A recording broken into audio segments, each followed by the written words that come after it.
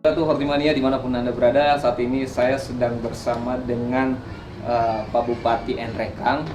Beliau ini dikenal sebagai Pak Bupati tapi sangat dekat dengan petani. Karena katanya Pak Bupati seperti juga petani, ya Pak ya? Bukan seperti, memang petani. Memang petani, oke. Jadi kita akan diskusi panjang lebar nih, Hortimania. Bagaimana sih Pak Bupati selama 2 periode ini memimpin Enrekang bisa menjadikan Enrekang sebagai sentra produksi bawang. Ini Pak Bupati ya, Pak Muslimin ya. Pak Bupati bisa nggak Pak diceritakan gimana nih Pak strategi Pak Bupati sehingga Kabupaten Enrekang ini menjadi sentra produksi bawang Pak? Kalau strateginya itu kita kan tahu bahwa Enrekang ini daerah pegunungan. Lalu air itu tidak ada lagi sumber air yang diharap dari gunung. Semua mengalirnya dari sungai-sungai. Praktis itu kebun di atas, sungai di bawah. Jadi strategi kita ialah bagaimana merubah sumber daya alam dengan sentuhan teknologi, yaitu kita pompanisasi. Nanti di atas itu kita bangun embung-embung. Ya.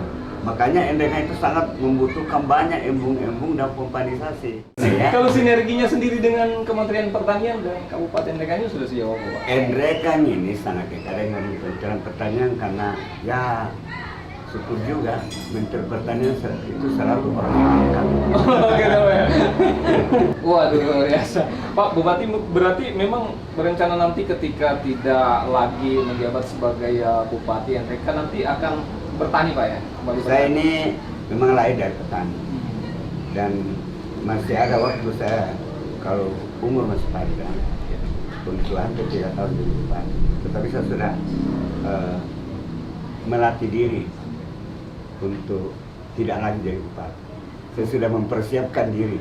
Ya, sebab nanti tidak kaget kalau umur masih ada, habis masa jabatan, ya kita sudah punya pengalaman untuk bertani seperti yang digeluti saudara-saudara kita sekarang. Pak, kira-kira menurut pandangan Bapak sendiri sejauh apa kedekatan Bapak sebagai penangkar atau sebagai petani dengan Pak Bupati?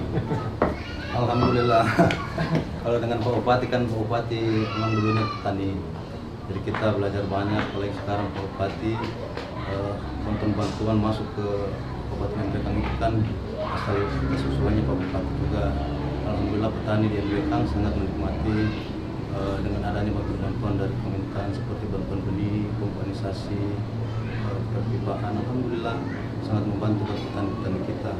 Adapun kami penangkar, kami niatnya untuk meningkatkan kualitas benih. Kita upayakan di Kabupaten Enrekang ini kita bisa mandiri benih. Ya. Oke, saya balik lagi nih ke Pak Bupati. Ya. Pak Bupati, memang di Enrekang ini Pak, memang pertanian yang diutamakan seperti itu Pak untuk mewujudkan kesejahteraan masyarakat. Saya melihatnya di Enrekang ini penduduknya lebih 200.000. Kalau tidak diarahkan menjadi petani yang milenial, petani yang modern, petani yang maju, petani yang kaya, tentu Enrekang tidak bisa maju-maju. Dan alhamdulillah sekarang kalau kita ke bank-bank, sebenarnya ada kalau di survei itu penabung, petanilah, terutama petani bawang yang menguasai tabungan itu. Menarik nih Pak. Ya. Pak Bupati, bagaimana nih strategi Pak Bupati sehingga menarik anak-anak muda untuk ikut bertani atau kemudian bangga bertani gitu?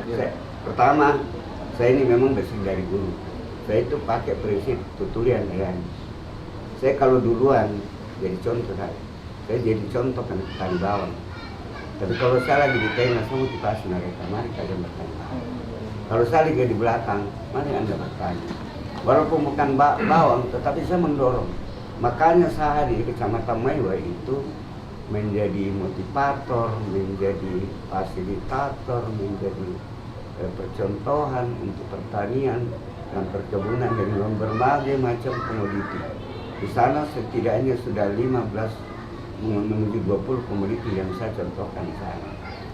Kelihatannya cara bertaninya sudah hampir bertani secara modern. Dengan lahan yang sangat sempit, tidak akan mungkin bawang merah bisa ditanam di Kecamatan Maiwa.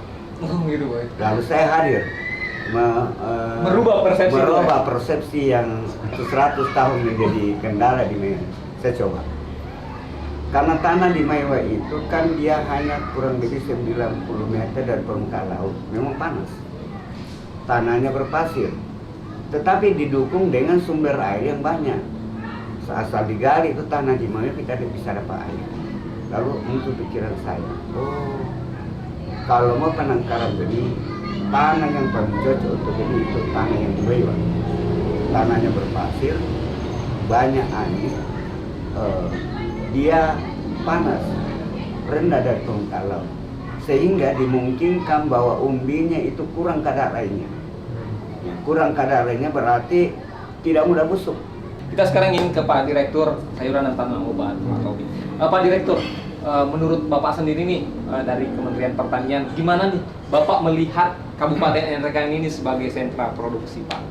Seperti yang tadi disampaikan oleh Pak Bupati bahwa memang Kabupaten Nrekang ini sebagai salah satu sentra produksi bawang nasional yang jumlah produksinya tidak hanya memenuhi kebutuhan Kabupaten Nrekang saja, tetapi juga memenuhi bisa satu Sulawesi Selatan, bahkan bisa dikirim ke Pulau Jawa dan Kalimantan. Bahkan saya mengalami sendiri beberapa tahun yang lalu Nrekang sudah mengekspor bawang merah dari sini ke Thailand. Wah, ya, itu saya saksi yang saat itu hadir di sini. Kita semua bangga dengan Kabupaten Nrekang karena bawang merah ini merupakan salah satu komunitas yang sangat strategis dan sangat berpengaruh terhadap inovasi, sehingga mau tidak mau, suka tidak suka, kita harus tetap memelihara keberadaan Nrekang ini sebagai salah satu kabupaten yang menonjol di bidang produksi bawang merah. Pak, kira-kira penghasilannya bertani bawang merah itu sebesar apa, Pak, untuk ukuran 1 hektarnya mungkin? Alhamdulillah kalau kita ini, kalau 1 hektar itu, ini kalau dari pengadaan, mulai dari awal yang kalau kerja lahan sampai pengadaan airnya itu dalam 1 hektar itu kira-kira membutuhkan dana 50 sampai 70 juta. 70 juta. Nah, langsung aja Pak, keuntungannya berapa nih Pak satu kali panen biasanya? Keuntungannya 200 sampai 300. Wah, 200 sampai 300 juta. Pak, nggak ada apa-apanya kayaknya jadi PNS ya. Kalau Pak Bupati mungkin gajinya nggak 200 juta Pak ya. Tapi Pak, ngomong-ngomong Pak Bupati ini kalau bertani bawang ini Pak, menurut Bapak ini dibandingkan bertani yang lain ya Pak ya, itu menguntungkan nggak Pak menurut Bapak nih? Saya dari kecil petani, semua saya coba. Tetapi yang memberikan rupiah besar itu ada di bawang merah. Bawang merah ya Pak? Misalnya saja kita tanam 1 ton, rata-ratanya itu kita bisa dapatkan 10 ton, itu minimal. Kalau lagi bagus kita bisa dapat sampai 15 ton.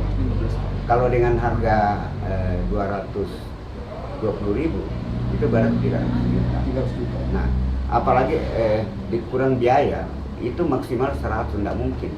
Paling kita keluarkan biaya 60-70. Jadi masih tersisa 200-an. 230 juta Pak ya. Ya lumayan lah. Lalu apalagi dengan hadirnya sekarang teknologi baru buat anak-anak kita di sini dengan menggunakan lampu hama di waktu malam. Itu lampu hama itu dipasang di kebun. Sayangnya kita tidak bertemu malam di sini. Seandainya ada waktu malam kayak indah sekali. Jadi kayak wisata gitu Pak ya? Seluruhnya. Saya juga begitu. Jadi itu lampu mengusir hama, yaitu kupu-kupu keluar. Tetapi menggunakan balon yang bukan warna putih. Karena kalau putih memanggil. Jadi kita pakai yang warna merah atau warna kuning. Yang baru di luar itu kita pakai balon ultraviolet yang warna ungu, lebih menarik lagi, dan di bawahnya ada baskom. Nah, di bawah ada baskom penuh air. Jadi dia terjebak di situ Pak ya? Kita taruh sabun, datang ditutup terbang dan tidak tinggal di bawang merah. Setelah di situ pagi-pagi itu penuh baskom itu. Semua baskom-baskom yang berjejer di kebun itu penuh.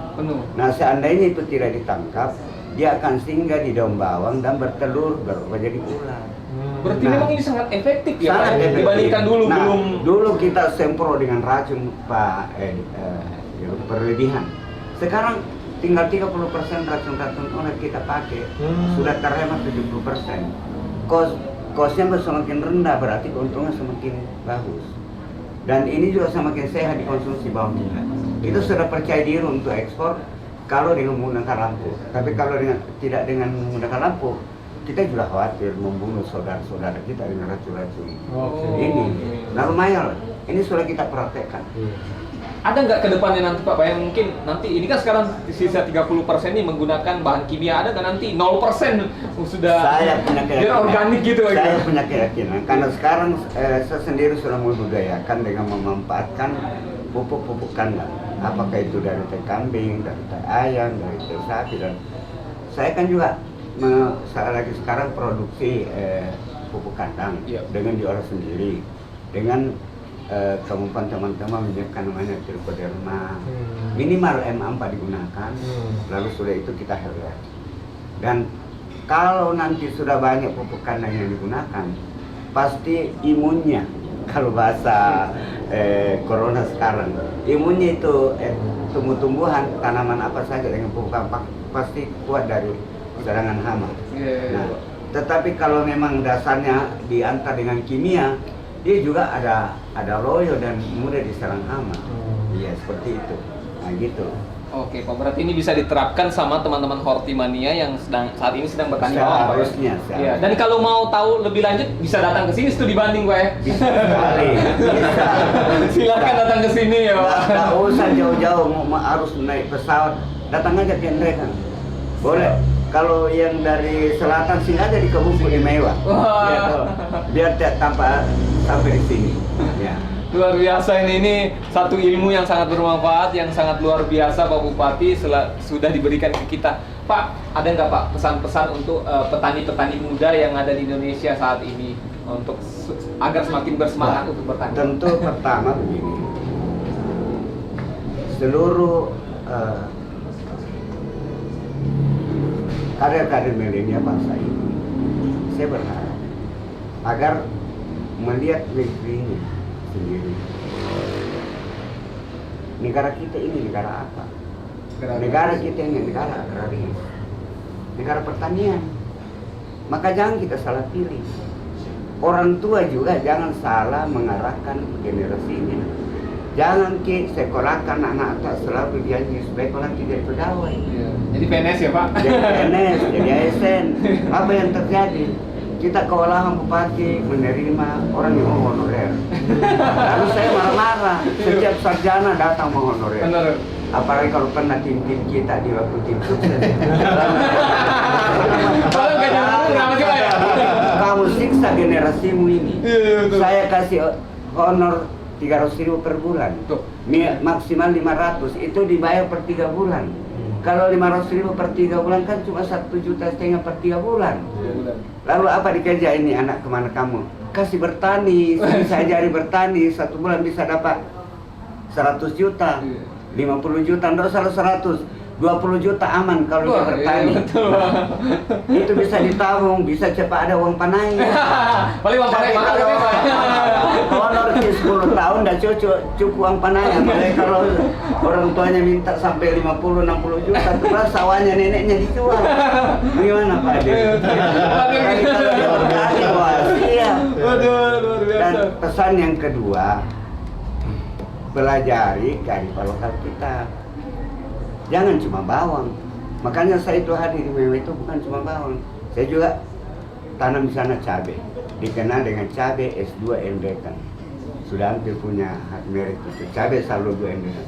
Itu cabainya tahan lama. Itu sudah sampai dikirim sekarang ke Malaysia, ke Manado, ke Sulawesi Tenggara. Karena lama baru busuk. Cabai kecil. Kemudian saya juga kembangkan jahe. Saya kembangkan juga porang. Wah, tapi kalau porang itu guruku lain, namanya Saharudin Alwi. Oh iya. Dan nggak tahu siapa yang motivasi kalau Saharudin Alwi. Saya tahu saya Pak Menteri itu yang merekomendasikan kepada saya, dan Pak Sahar lah tempat belajar saya kalau porang. Saya harus angkat tangan sama Pak Sahar kalau porang, tapi saya harus menjadi murid yang baik. Ya, saya harus menjadi karya yang baik. Dan bukan cuma itu lagi, saya tanam pala. Bahkan sekarang saya dengan Pak Sahar kembangkan, saya punya kebun itu namanya P3I, program P3I. Pala, pisang, porang, ikan. Jadi ada kolamnya di situ. Ya. Jadi jangan pilih satu komoditi, tetapi pilihlah komoditi yang cocok dengan daerah kita. Karena apa? Kalau satu-satunya kita lari semua ke bawah kan terjadi juga persaingan. Akhirnya ada yang Harga gagal. impor ya, Pak? Ya, tidak bisa kita menjual dengan Iya, baik. betul. Ya toh? Tetapi kalau semua komoditi disiapkan oleh generasi muda di Indonesia ini, kita pasti jadi eksportir. Ya. Kita pasti jadi eksportir. Ya. Waduh. Jagung juga, saya sekarang sudah tanam jagung. Ya, saya tanam jagung. Ya, walaupun dicoba ini kurang lebih 30 hektar pertama. Saya rencana tanam 600 kilogram jagung. Waduh, luar biasa. Lumayan lah. Jadi jangan kita memberi contoh anak ini satu komoditi saja yang mau apa. Ya, walaupun dia di orti tetapi harus diberikan semua. Siapa tahu itu yang lebih menguntungkan. Betul. Ya. Kira Tuh, begitu. luar biasa. Ini kita udah diskusi luar biasa sekali hari ini karena kita langsung ketemu sama bisa disebut sebagai pakar petani nih. Pakar petani Pak Bupati Henry Kang luar biasa memberikan ilmunya ke kita. Tadi juga ada dari Pak Direktur Sayuran dan Tanam Obat Pak Tommy dan salah satu petani milenial kita yang luar biasa yang sudah berpenghasilan ratusan juta. Oke. Sampai di sini dulu perjumpaan kita Hortimania. Jangan lupa saksikan besok karena insya Allah besok Pak Menteri Pertanian Pak Syafri Yassin Limpo akan hadir di Henry Kang untuk melihat Terima kasih. pertanian Henry Kang ini Pak ya. Oke. Oke, assalamualaikum. Waalaikumsalam warahmatullahi Oke, Pak. Terima kasih Pak Bupati. Terima kasih banyak. Ya. Terima kasih. Oke, Pak. Enggak, Pak.